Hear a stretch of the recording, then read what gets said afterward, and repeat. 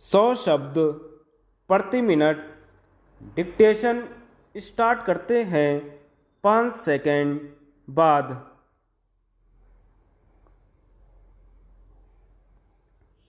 अध्यक्ष जी, मैं इस बिल का विरोधी नहीं हूं, बल्कि अपने कुछ संशोधनों के साथ समर्थन करना चाहता हूं। अभी मंत्री महोदय ने जो प्रतिवेदन सदन के सामने पेश किया है, उसमें बताया गया है कि राष्ट्रीयकरण के बाद कारखानों ने कितनी उन्नति की है।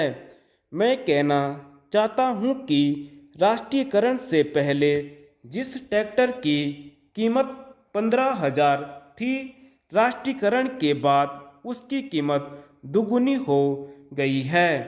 जब से यह काम सरकार ने अपने हाथ में लिया है और किसानों को ट्रैक्टर बांटने लगी है, तब से ट्रैक्टरों के दाम बढ़ गए हैं, किसानों को लूटा जा रहा है।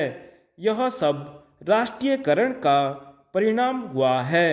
यही कारण है कि सरकार को इसमें इतना मुनाफा मालूम पड़ रहा है।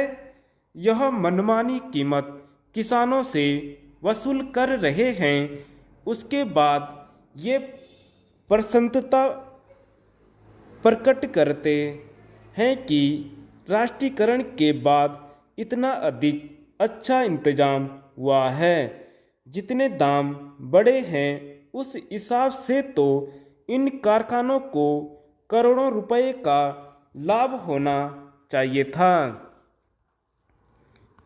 अध्यक्ष महोदय, मैं राष्ट्रीयकरण का विरोधी नहीं हूँ।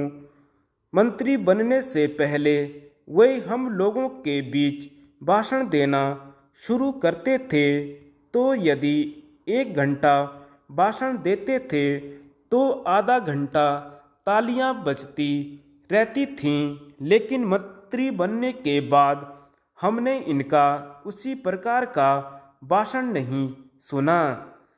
आजकल तो जो सरकारी अधिकारी उनसे कहते हैं, उसे वे आसानी से समझ लेते हैं और अपनी बातें भूल जाते हैं। इसलिए इस बिल में मैंने संशोधन किया है। उसके द्वारा मैं चाहता हूं कि यह जो इतनी बड़ी लूट राष्ट्रीयकरण के बाद किसानों की हो रही है, वह समाप्त हो। यह बिल 50 पृष्ठों का है, लेकिन किसानों को छोटे ट्रैक्टर मिलेंगे या बड़े, या किस प्रकार के, इसका कोई जिक्र नहीं है। सारे देश में कानून के द्वारा किसानों के पास छोटी छोटी जमीनें होती हैं, लेकिन ट्रैक्टर का कारखाना अभी तक बड़े ट्रैक्टर ही बना रहा है। ट्रैक्टरों के दाम भी बहुत बढ़ गए हैं। यदि किसानों को ट्रैक्टर खरीदने के लिए सरकारी कर्ज न मिले तो कोई किसान इतना महंगा ट्रैक्टर नहीं खरीद सकता। अभी तो ट्रैक्टर खरीदने के 1-2 साल बाद ही किसानों की ज़मीन बिक जाती है, क्योंकि उन्हें सरकारी कर्ज वापस करना होता है।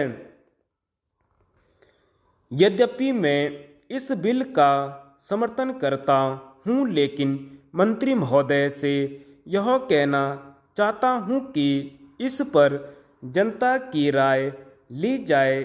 इसके साथ ही ऐसा बिल भी लाया जाए जिसमें यह विवरण हो कि ट्रैक्टर महंगा हो या सस्ता होगा, कितने हॉर्स पावर का उसमें इंजन होगा।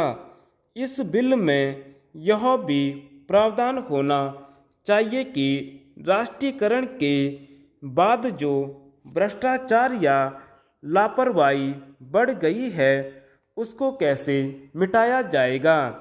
तभी हम समझेंगे कि वास्तव में इस देश में कृषि क्रांति आने वाली है, तभी इस विधेयक की कोई सार्थकता हो सकती है और किसानों को बढ़ती कीमतों से राहत मिल सकती है। धन्यवाद।